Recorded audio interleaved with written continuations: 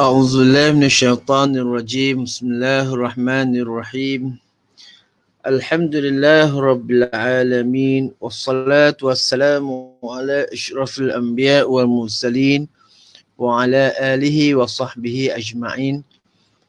قالوا سبحانك لا علم لنا إلا ما علمتنا إنك أنت العليم الحكيم، ولا حول ولا قوة إلا بالله العلي العظيم.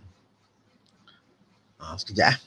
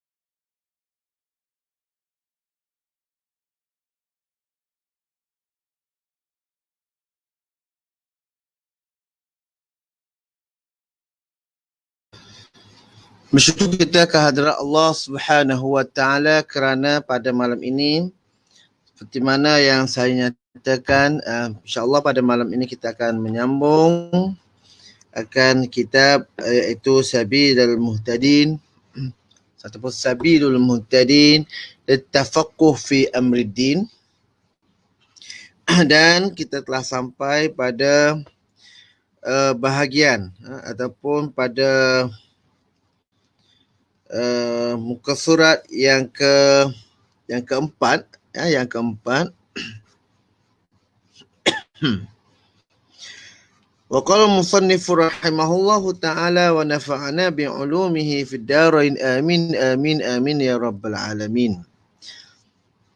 Famtasaltu amrahu bidzalika wa illam akun ahlan lidzalika likillati ilmi wa qasri himmati wa nuqsani fahmi wa kadurati dhihni fasana'tu lahu kitaban mukhtasaran ala ma tuliba minni musta'inan billahi wa mu'tamidan alaihi fi tahqiqil muram ala hasbi ma zahara li min aqwalil fuqaha'il kiram wa sammaytuhu sabilal muhtadin littafaqquh fi amriddin wa arju min Allah al-karimil wahhab an yuwaffiqani lis-shawab fi tahriri wa itmami hadzal kitab wa arju min alami ra'yin khilalan fi hadzal mukhtasar an yuslihahu bi awdahil ibarati wa sahihin nazar wallahu as'alu an yanfa'a bihi كل طالب وأن يوجه إليه رغبة كل راغب وأن يجعله خالصا لوجهه إنه قريب مجيب ومن اعتمد عليه لا يخيب. Okey. Ada suara ke? Suara boleh dengar? Abang Aziz kita ada suara. Boleh dengar ke suara saya ni? Halo? Halo?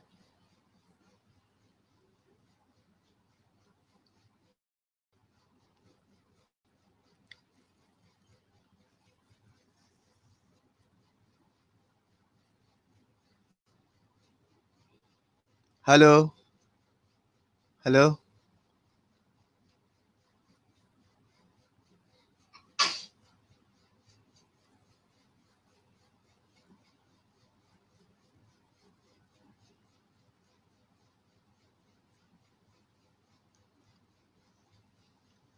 Halo.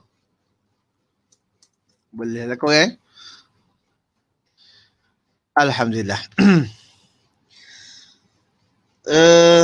Maka kujunjunglah akan titahnya dengan yang demikian itu, dan jika tiada aku ahli bagi yang demikian itu sekalipun, kerana sedikit ilmuku. Ni dipanggil sebagai tawaduk lah.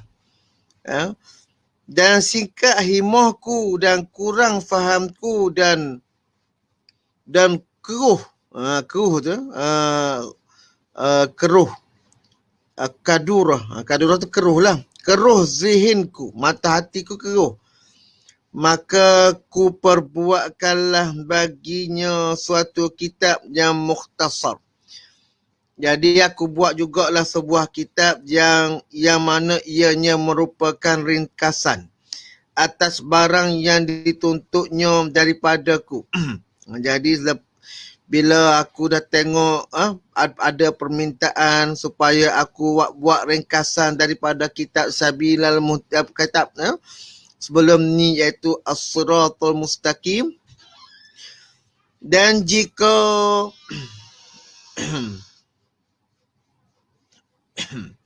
barang yang dituntutnya daripadaku padahal minta tolong aku dengan Allah Ta'ala dan berpegang atasnya pada mentahkikkan yang dituntut atas sekira-kira barang yang zahir ia bagiku daripada segala perkataan fuqaha yang mulia. Jadi dia tulis, dia ambil daripada kitab As-Siratul Mustaqim, dia buat mukhtasar. Dia himpun, lepas tu dia buat mungkin sedikit nota kaki dan kunamai akan kitab ini ialah Sabilal Muhtadin Litafaqquh fi Amriddin. Tu asal usul nama Sabila. Sabila ni maf'ulun sani. Daripada perkataan mana? Perkataan samaituhu Sabilal Muhtadin. Tu dia jadi Sabila tu. Artinya jalan segala mereka yang beroleh petunjuk bagi menghasilkan fiqh pada pekerjaan agama. Jadi orang yang nak pekerjaan agama, nak tahu tentang agama, jadi dia kena mengaji kitab ni.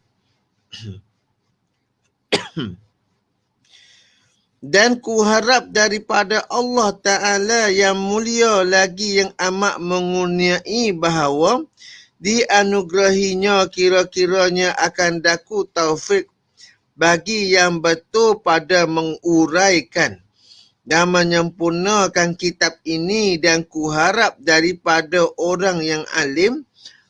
Jadi Syekh ni minta dua perkara. Minta daripada Allah beri taufik.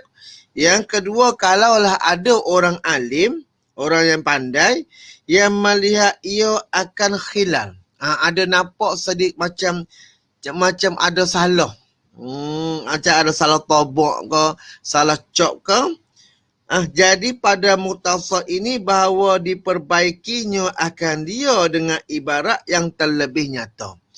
Kalau ada ibarat yang kurang jelas, ada ibarat yang tak kena, jadi minta-lah mana-mana orang yang alim supaya diperbetulkan.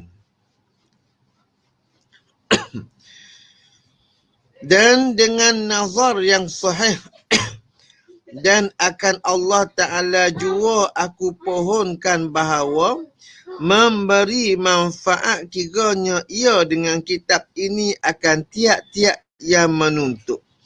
Jadi harapannya, jadi orang yang mana penuntut agama, ilmu agama ni bila dapat belajar kitab ini mendapat manfaat. Dan bahawa menghadapkan ia kepadanya akan gemar-gemar tiap mereka yang gemar. Jadi hok mana hok suka ngaji kitab, jadi mudah-mudahan kitab ini dapat memberi satu gemaran, satu jadi orang suka mengaji kitab ni. Hok mana suka tengok, hok mana suka telaah, hok mana suka ngaji. Jadi kitab ni antara orang kata penggang jadi gemar, suka. Jadi sampai sekarang lah, alhamdulillah. Orang sekarang ni kita kalau di pondok-pondok ataupun di mana di masjid-masjid di beberapa buah negeri ada lagi ngaji kitab ni. Walaupun tak ramai dah. Sebenarnya kalau kita tengok pun sudah agak berkurangan sebab pertama bahasa dia pun bahasa yang agak tinggi yang pertama. Yang kedua ialah kitab ni tebal. Terlalu tebal. Dan juga selain daripada kitab ini ada sebuah lagi kitab yang lebih kurang sama tebalnya, cuma isinya itu ada beberapa macam susunan saja, iaitu Bugyatul Tulab. Bugyatul Tulab itu lebih kurang dengan kitab Sabilal Muhtadin.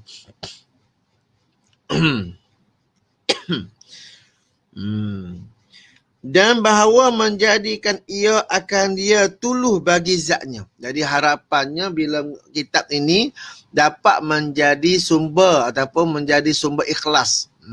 Jadi tak ada lagi lah aku tulis benda ni, harapannya dapat pahala lah daripada Allah Subhanahu Wa Taala. Kerana bahawasanya ia jua Tuhan yang hampir ia dengan ilmunya kepada hambanya. Inilah yang dikatakan wa huwa ma'akum aynama kuntum. Dan Allah itu berada dengan kamu di mana-mana. Jadi yang dimaksudkan dengan dekat dengan kamu, wa huwa ma'akum aynama kuntum itu ialah dekatnya ialah ilmu Allah Taala pada setiap makhluknya.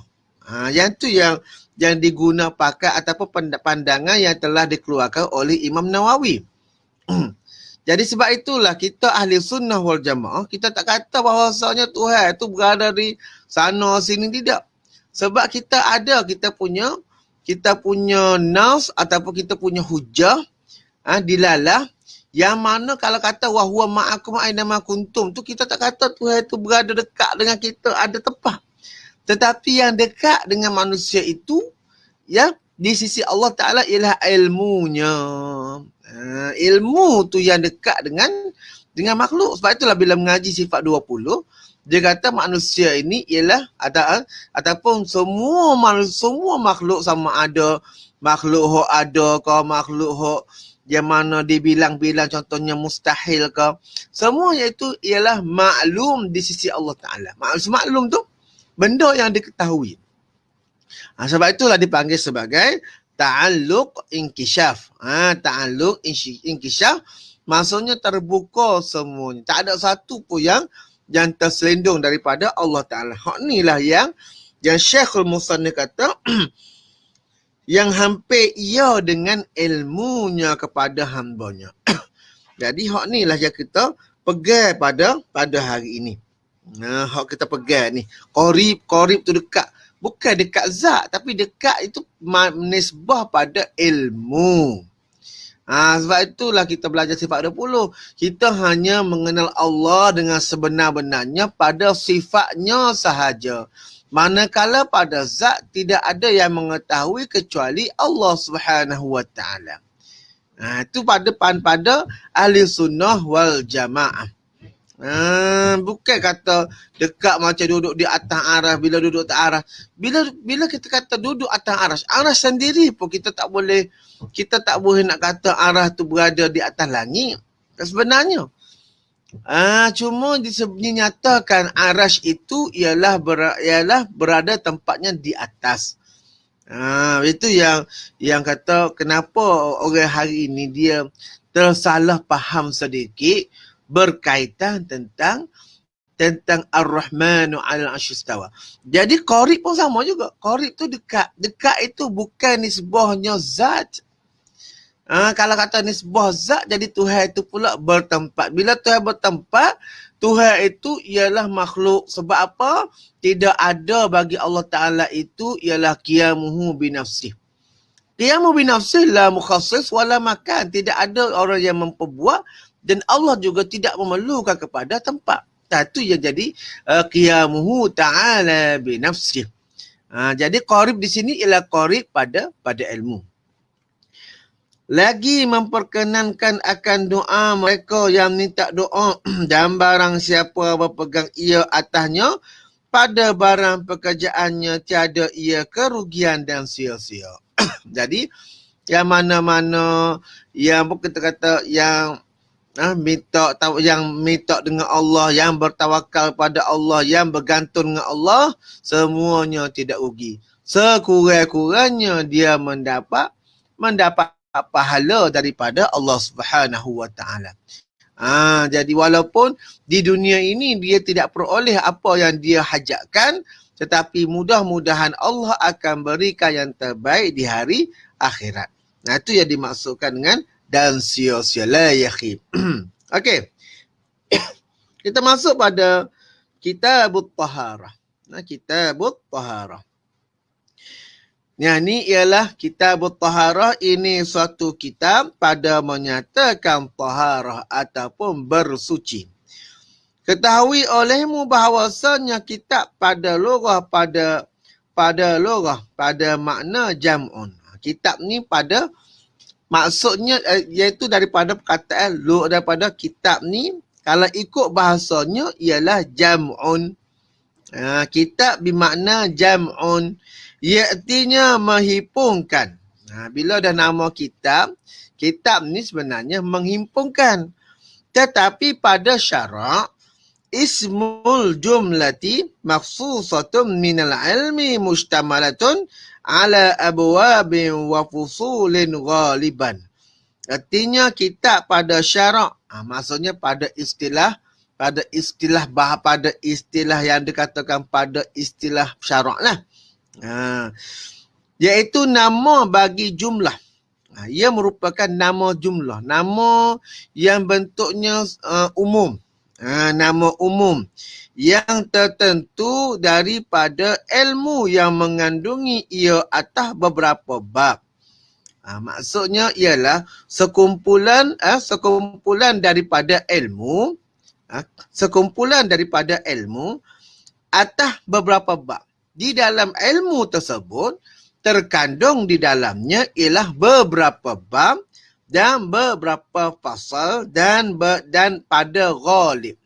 Maksudnya ialah kitab-kitab ni di bawah kitab ada beberapa perbincangan ilmu yang mana diletakkan di dalam bab ataupun fasal. Itu yang dinamakan sebagai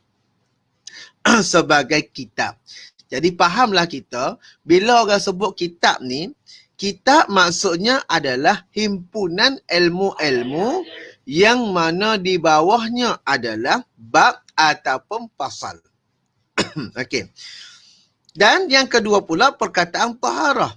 Dan taharah pada lughatan iaitu, jadi taharah yang kita sebut taharah ni pada lughatan ataupun pada bahasanya iaitu an-nazafatu wal khulusu minal adnas, iaitu artinya suci dan bersih daripada segala daki. Sama tak ada daki itu hissi seperti segala najis atau maknawi seperti segala aib.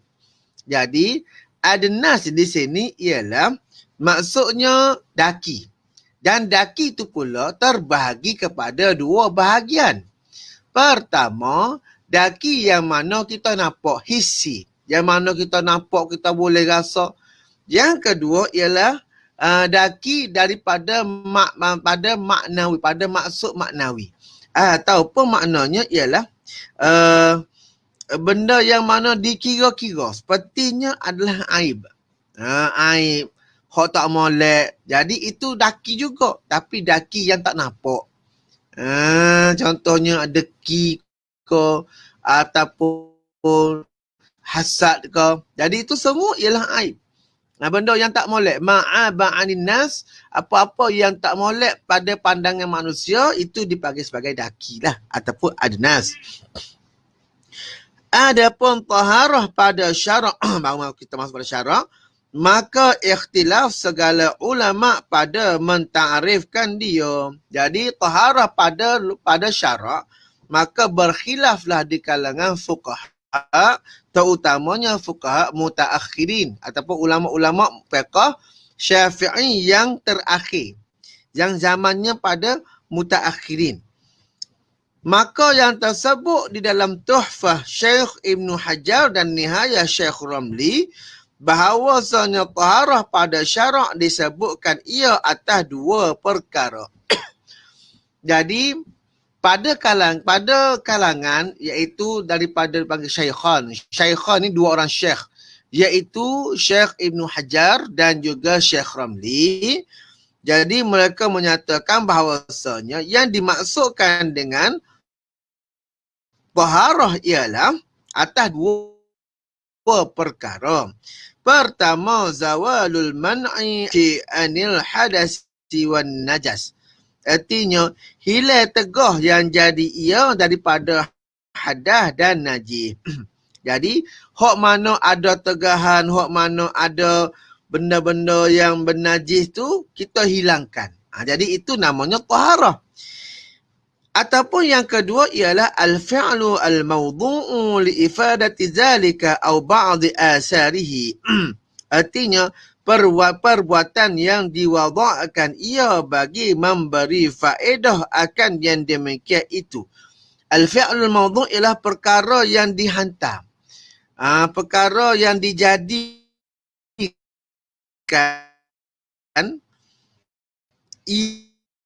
ia bagi memberi faedah. Mana-mana perbuatan tahu memberi akan setengah daripada segala asalnya seperti tayamum, dan maka bahawasanya ia memberi faedah akan sembahyang yang ia setengah daripada segala asalnya. Okey, mana-mana perbuatan yang mana bila dilakukan akan memberi kesan kepada yang lain. Itu maksudnya al-fi'lul mawdu' li ifadati zalika aw ba'd asari. Contohnya ialah ambil wuduk.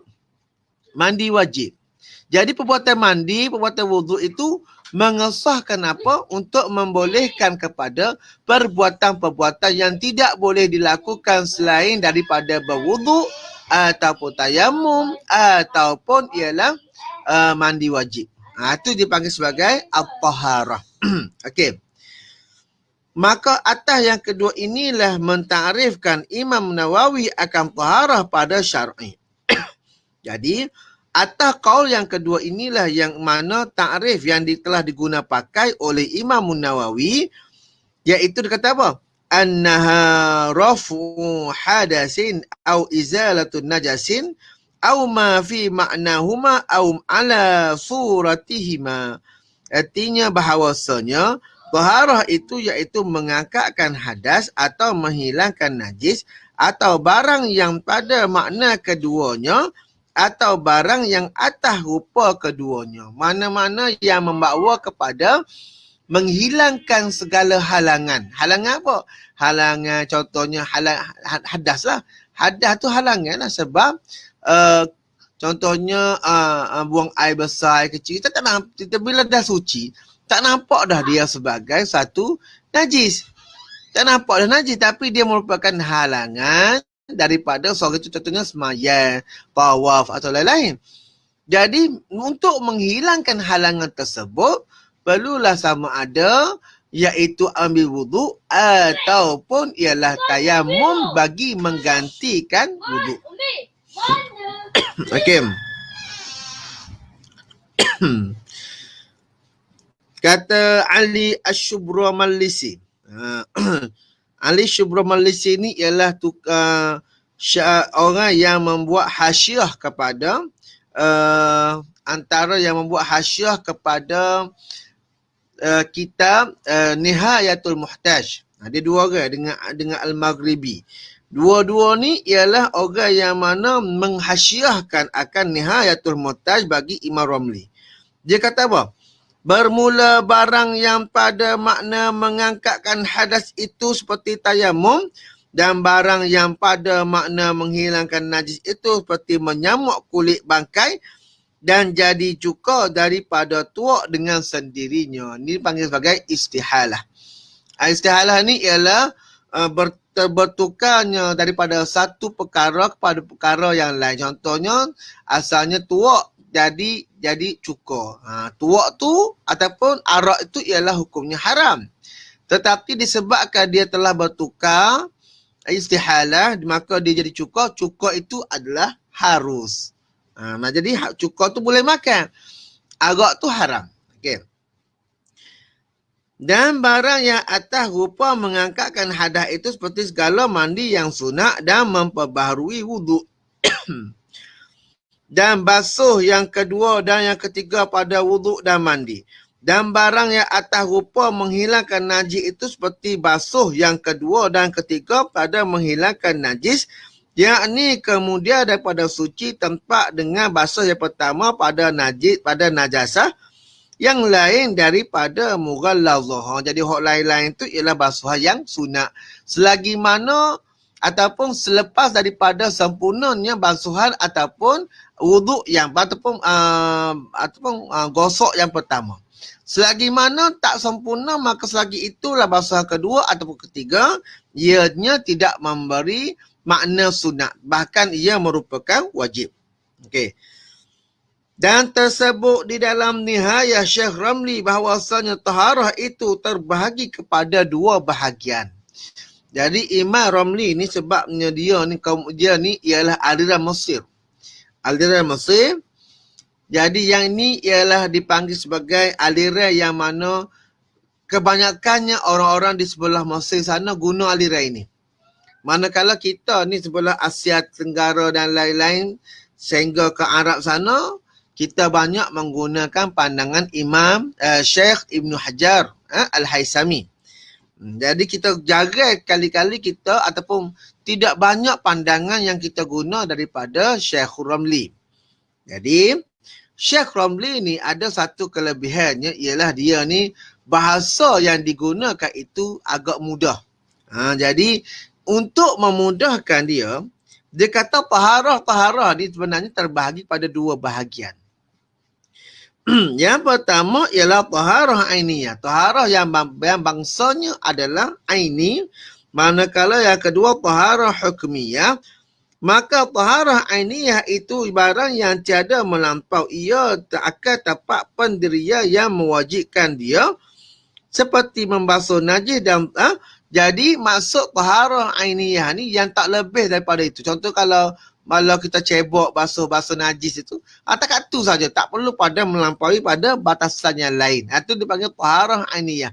Suci setakat itu saja. Manakala taharah ainiyah atau taharah hukmiyah pula ialah barang yang melampaui ia akan dia seperti wuduk. Kalau barang yang melepasi daripada hadnya, maka dinamakan sebagai taharah hukmiyah. Okey. Syekh dan adalah bagi taharah itu 4 wasail dan 4 maqasid.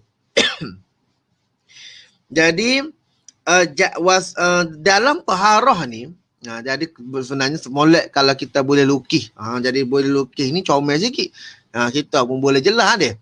Jadi kalau nak nampak jelasnya, taharah ni, kejap saya cuba cari. Ada tak bagai hak saya boleh melukis dengan dia?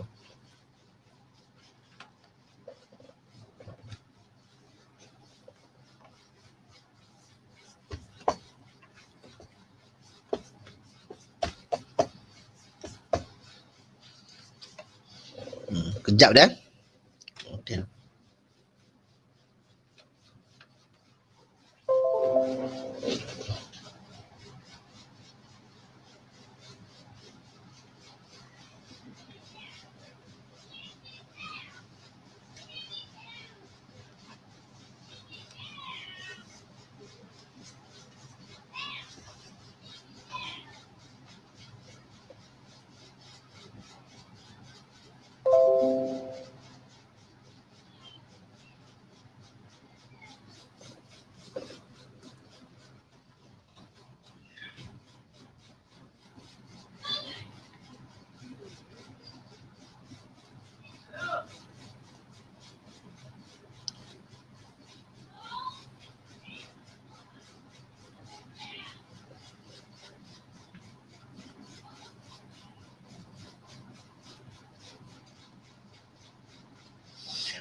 Okey, dia begini.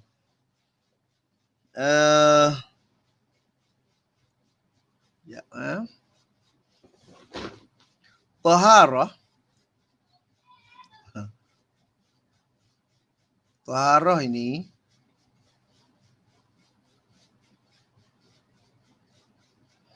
dia pada pembahagiannya dia terbagi pada dua bahagian. Pertama ialah taharah ainiyah. Okey. Taharah ainiyah.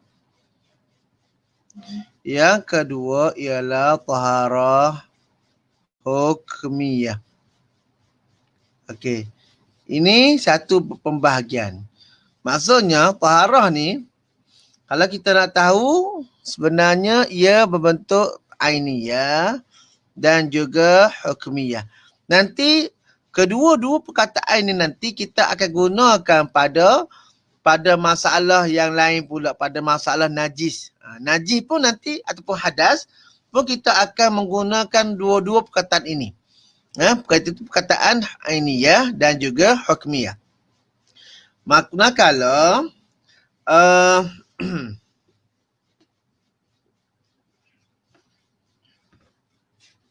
Alhamdulillah. Okey. Manakala yang kedua pula, pembahagian yang kedua, dia kata taharah itu ada 4 wasail dan 4 maqasid. Jadi taharah,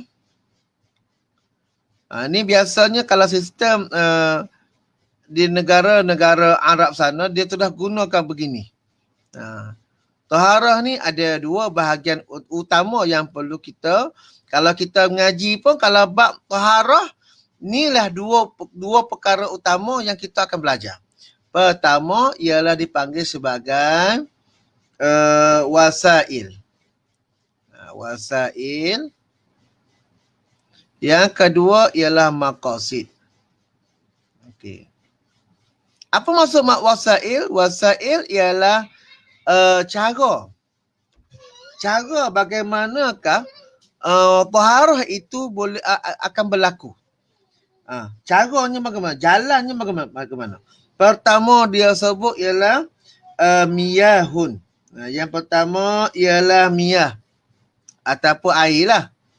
Cara pertama ataupun kaedah yang pertama, bila kita kata sebagai taharah, jadi menggunakan air.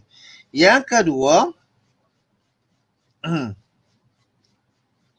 kedua ialah najasat, segala najis. Ini ialah perbahasan di dalam taharah. Okey. Yang ketiga ialah ijtihad.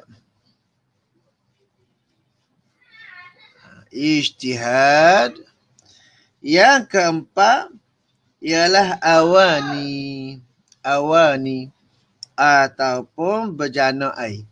Nanti saya akan huraikan mengapakah keempat-empat ini dikatakan sebagai wasilah.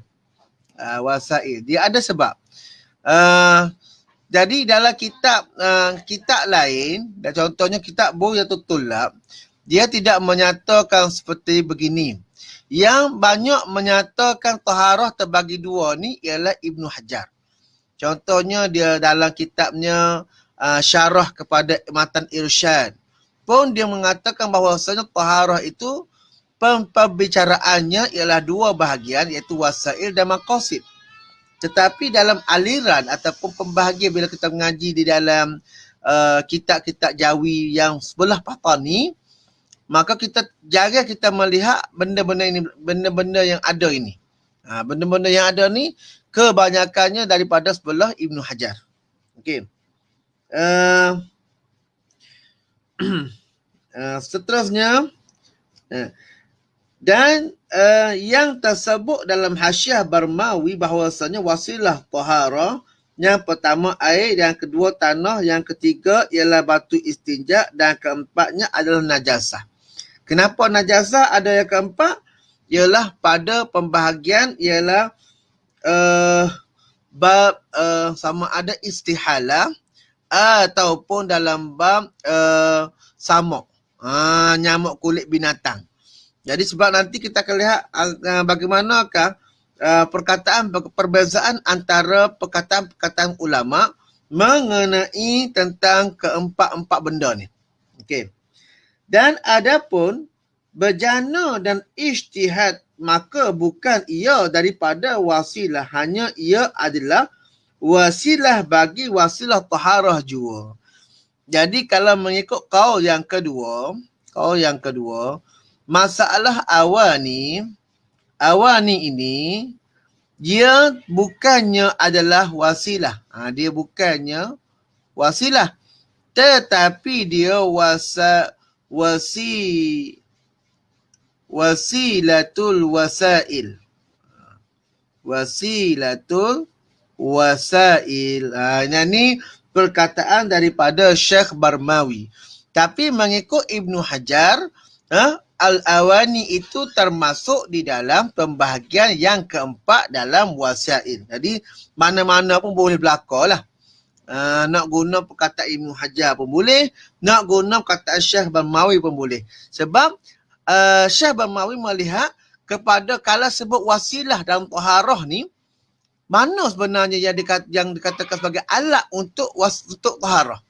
Yang alat taharahnya ialah air, tanah, lepas tu batu istinja, dan juga ialah yang terakhir najis. Itu saja. Dan masalah ijtihad ke masalah awani itu ialah yang wasilah wasail. Contohnya adalah ijtihad. Ijtihad itu ialah bersungguh-sungguh. Ya, jadi dalam masalah ijtihad ni ialah bila kita buat sesuatu taharah, memerlukan kepada sekurang-kurangnya ialah zon. Memerlukan sekurang-kurangnya di dalam fiqh ni, dia dalam kita biasa dengar lah syak, zon, waham. Jadi sekurang-kurangnya di dalam fiqh dia mesti ada zon. Dalam waham tak boleh, syak pun tak boleh. Jadi ini memerlukan kepada ijtihad. Ijtihad je lah. Jadi dia kena buat betul-betul penelitian di dalam masalah taharah. Jadi dia tak boleh boleh ke suci ke tak, tak boleh. Nanti kita akan lihat ada tak di sana beberapa kaedah fiqh yang berkaitan dengan usul dengan fiqh ni, supaya kita lebih jelas yang mana yang dikatakan sebagai zon ni apa, yang kata syak macam mana, kenapa syak tu tak boleh di dalam dalam taharah, tak boleh, mestilah dengan ijtihad.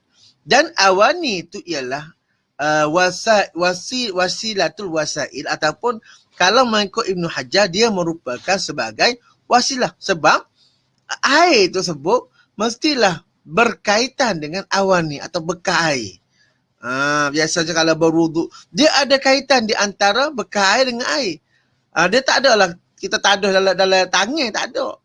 Ataupun dalam tangan sekalipun, itu sebagai bekas air. Itu yang panggil awani. Tetapi yang dikatakan sebagai awani di sini ialah bekas yang mana diletakkan dalamnya air sebagai wasilah kepada taharah. Jadi saya jelas lah tu. Adapun maqasid taharah yang empat, pertama wuduk. Jadi keempat-empat benda ni yang dibincang daripada miyah. Ya. Daripada miyah kita bincang sampai kepada gelapnya. Daripada kita bincang tadi daripada mana? Daripada bermulanya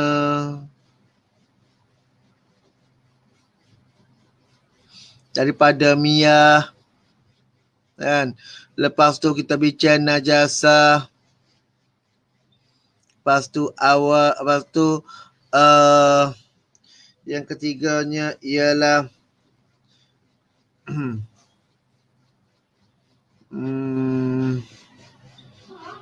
ijtihad. Lepas tu awani. Keempat benda ni sebenarnya kita nak buat apa? Kita nak buat adalah sama ada salah satu daripada empat perkara. Pertama ialah wuduk. Sebab itulah kita bincangkan miyah, kita bincangkan ijtihad, kita bincangkan awani. Dalam bab tayamum pula kita bincangkan ijtihad, nak menyatakan sama ada masuk waktu ataupun tidak. Itu semua ialah dalam masalah dalam perbincangan wasail. Wasail. Yang kedua pula ialah kita bincang juga dalam ni ialah bab ghuslin, bab mandi. Dan yang ketiga ialah tayamum. Sebab itulah dia ada iaitu ijtihad. Sebab nak bincang belakang, nak bincang tayamum. Bila bincang tayamum, mesti dia bincangkan tentang ijtihad. Terutamanya ijtihad berkaitan masa waktu. Masa waktu. Dan masa waktu ni ialah bil ijtihad. Yang ni ialah yang Imam Syekh Ibn Hajar, kenapa meletakkan ijtihad itu di dalam wasilah.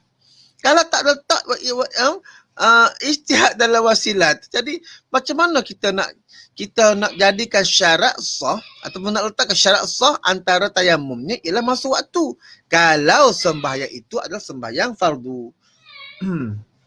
Dan yang keempat ialah izalatul najasah, artinya menghilangkan najis. Yang ni yang kita bincangkan bab najis. Najis tu ada beberapa perkara.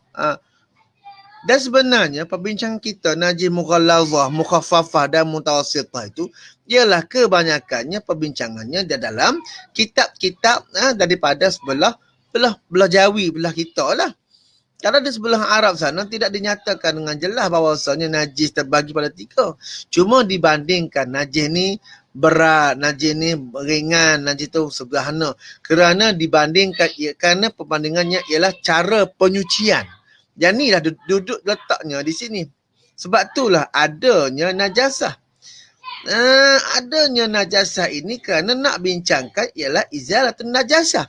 Kalau kita tak bincangkan daripada najasah, bagaimana kita nak bincangkan kaedah? Contohnya ialah mukhaffafah ataupun mutawassithah ataupun mughallazah. Tak boleh bincang lah sebab kita tak bincang dalam bab najasah. Sebab itulah ini semua keempat-empat ini ialah sebagai wasail. Barulah kita boleh bincang pada maqasid. Ni yang dijadi ataupun yang bagaimanakah Ibnu Hajar membahagikan keempat-empat itu sebagai wasail. Dan nampak tak bagaimana tujuan Ibnu Hajar meletakkan 4 itu sebagai wasail. Okey. Ketahui olehmu bahawasanya tak kala adalah segala hukum syarak itu ta'alluq ia dengan 4 perkara iaitu ibadat dan muamalah. Dan ni insya-Allah kita akan bincangkan pada 2-3 hari akan datang lah. Mungkin esok. Sebab yang ketiga bahagian faslun di sini. Bahagian faslun ni ketahui olehmu ni kita nak kena bincang, kita kena tahu kenapakah ulama-ulama fiqh dahulu, ulama fiqh dia bahagikan pada 4 perkara. Adanya ibadat, adanya muamalat, adanya munakahat, atau adanya jinayat. Dan pembahagian susunan ini tidak sama di antara Syafi'i dan Hanafi. Kenapa Syafi'i meletakkan munakahat itu di belakang daripada muamalat? Tak sama dengan Hanafi. Malah Hanafi meletakkan munakahat itu di hadapan. Ini juga ada rahsia di sebalik fiqhnya. Sebab itulah orang yang benar-benarnya faqih, orang yang sebenar-benarnya faqih sebenarnya ia adalah ahli sufi. Tu konklusi dia. Konklusinya ialah mereka yang benar-benar faqih, orang itu sebenarnya adalah ahli sufi. Jadi insya-Allah kita berhenti dahulu setakat itu. Jadi suka benarnya belajar fiqh ni bukan sekadar kita belajar ilmu fiqh sahaja sebenarnya. Kita mempelajari daripada banyak aspek-aspek yang lain. Banyak aspek-aspek yang lain dan alhamdulillah mudah-mudahan kita nanti makin kita lihat fiqh, makin kita nampak, kita rasa takjub, kita rasa ajaib sebenarnya fiqh ni bukan sekadar yang kita katakan sebagai semaya, puasa saja, tidak. sebenarnya ada di sebalik nanti, insya-Allah yang saya akan huraikan sedikit berkenaan tentang fahaman-fahaman ataupun pengajaran-pengajaran ahli sufi mengenai fiqh. Kenapa tak boleh kita gunakan air mustakmal? Apa yang berlaku dalam air mustakmal sebenarnya? InsyaAllah pada masa dan tempat nanti saya akan cuba huraikan untuk memberikan kefahaman bahawasanya fiqh ini bukan sekadar yang kita kata pada pandangan kita sahaja. Sebenarnya fiqh itu sebenarnya adalah satu pandangan yang agak mendalam dan luas. Jika kita teliti dan juga kita buat kajian mengenainya. Jadi insyaAllah kita akan jumpa lagi pada malam esok. Jadi alhamdulillah, saya ucapkan terima kasih pada yang sudi mendengar pada malam ini. Bagi yang tak sempat nak dengar malam ini, boleh dengar baliklah. Boleh mendengar semula daripada rakaman Facebook kita ni, Facebook Live. Dan insyaAllah kita akan jumpa lagi pada malam esok. InsyaAllah bagi mereka yang ahli grup, kita akan baca semula kitab Kashful Asrar, supaya kita dapat balik kita apa yang kita telah tertinggal sebelum daripada ini. Jadi kita sudahi majlis kita pada malam ini dengan baca surah Wal Asri dan tasbih kafarah. Bismillahirrahmanirrahim. Wal Asri innal insana lafi khusr ila alladhina amanu wa amilus salihat wa tawasaw bil haqq wa tawasaw bis sabr. Subhanakallahumma wa bihamdika asyhadu an la ilaha illa anta astaghfiruka wa atubu ilaik. Jadi selamat malam, insyaallah jumpa lagi pada malam esok. Aku qouli hadza wa astaghfirullahal azim wa li wa lakum. Assalamualaikum warahmatullahi wabarakatuh. InsyaAllah pukul berapa esok sama jugalah. Pukul sama, kita pukul 8.30 hingga 8.30 lah. Ataupun 8.30 ke atas macam tu. Nanti saya akan maklumkan dalam grup insyaAllah. Okay. Bye-bye semua. Amin.